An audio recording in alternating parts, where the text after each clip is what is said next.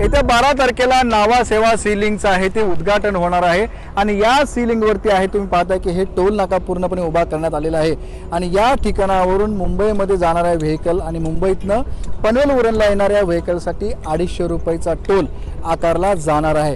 मात्र जे स्थानिक गावकरी या ठिकाणचे आहेत जवळपास 20, 25, 30 जी गाव आहेत की त्या गावांच्या जमिनी या प्रकल्पासाठी गेलेल्या आहेत त्या जमिनीपोटी आहे ते त्यांना या ठिकाणी मोबदला दिलेला आहे। त्याचबरोबर टोल माफी करावी अशा प्रकारची मागणी करण्यात आलेली आहे। आपल्याबरोबर काँग्रेसचे जिल्हाध्यक्ष महेंद्र गर्ग आपण त्यांच्याशी बोलूया। सर काय म्हणाल, तुमची मागणी आहे की स्थानिक प्रकल्प असताना टोल हा माफ करावा म्हणून?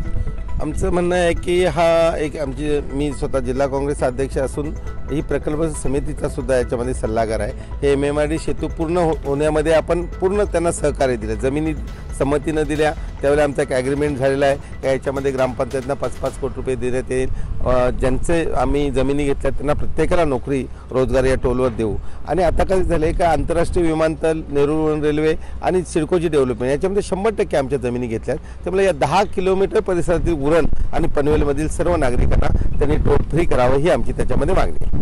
सर ज्यावेळेस हा प्रोजेक्ट तयार होता तेव्हा विरोध केला होता जमिनी द्यायला, मात्र काय अशा प्रकारची ॲग्रीमेंट बोलणी झाली की सगळ्या जमीन आपण या ठिकाणी दिलेत आणि या प्रकल्पाला मोठी मदत केलेली आहे। याच्यामध्ये जेव्हा पहिली बैठक DB पाटील साहेब यांच्या समोर झाली त्यावेळेला रामशेठ ठाकूर, विवेक पाटील, आमदार, खासदार आणि सर्व प्रतिनिधी होते। त्यावेळेला अश्विनी भिडे या उपाध्यक्ष होत्या जे आज आपण पाहताय मेट्रोचं काम पाहताय, तर त्यांना त्यांची मीटिंग धुडकावण्यात आली। संजय भाटिया पण होते आणि विरोध झाला। त्यावेळेला आंतरराष्ट्रीय विमानाचा प्रश्न सुटलेला नव्हता।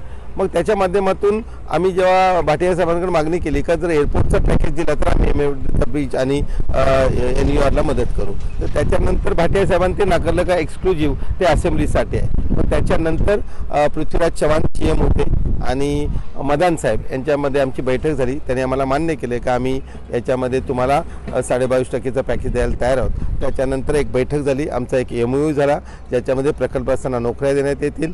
तिन्ही ग्रामपंचायत ज्याच्यामध्ये चिर्ले, जासई आणि गव्हाण या ग्रामपंचायतना प्रत्येकी 5-5 कोटी रुपये अनुदान देण्याचं मान्य केले। आणि त्याच्यानंतर संमतीनं जासई गावामध्ये DB पाटील साहेबांच्या नावाचे जे समाज मंदिर आहे त्याच्यामध्ये प्रकल्पस्थांच्या सर्व आम्ही संमती 1.5 महिन्यात घेऊन दिल्या आणि पूर्ण सहकार्य दिलं। ज्या ज्या अडचणी या सेतू बनवण्यामध्ये येत होत्या तेव्हा MMRDचे कमिशनर असतील किंवा सिडकोचे MD असतील यांनी सातत्यानं मला सांगितलं की याच्यामध्ये सहकार्य झालं पाहिजे, पूर्ण सहकार्य केलं। आज पूल पूर्ण होत आहे। आमचं म्हणणं आहे का आता सर्वांना याच्यामध्ये आम्ही जे राहिलेलं आहे मच्छीमारांची सुद्धा जे काही 80% देणे दिलेले आहेत, 20% देणे त्याच्यामुळे लोकांमध्ये अस्वस्थ आहे, तर ती सुद्धा लवकरात या 12 तारखेच्या आत दिली पाहिजेत। ग्रामपंचायतचं अनुदान त्यांनी वर्ग केला पाहिजे आणि सर्व या 10 किलोमीटर परिसरातले जे आमचे PAP आहेत, जे आता आमच्याकडे जमिनी राहिल्या आहेत, आमचा जाण्याचा मार्ग हाच आहे, तर आम्हाला टोलमध्ये माफी द्यावी।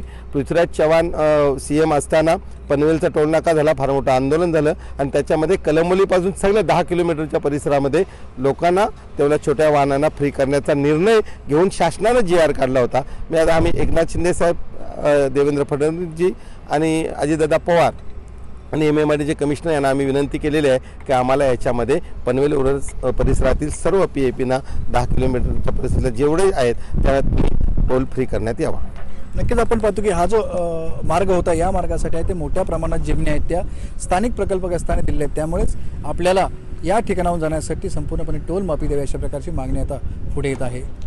विनायक पाटील, ABP माझा, नवी मुंबई। ABP माझा, उघडा डोळे बघा नीट।